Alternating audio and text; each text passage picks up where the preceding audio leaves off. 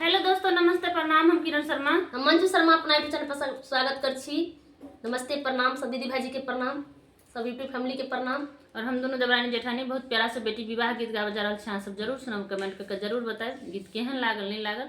बहुत प्यारा सा गीत है, अहाँ सब फुल वाच करके जरूर सुनब और लाइक सब्सक्राइब जरूर करब, शेयर ज़्यादा से ज़्यादा शेयर करब। प्यारा आशीर्वाद अहाँ सब बहुत जरूर सब देब। प्यारा से बेटी विवाह गीत है, अहाँ सब जरूर सुनब, जरूर कमेंट करब। आ देखियो बेटी घर गेला के बाद घर केहन सुना सुना लगे छथिन। कतौ से बाबा भाईजी पापा अबै छथिन तो बेटिए के तकै छथिन आ खोजे छथिन कतऽ गेलखिन।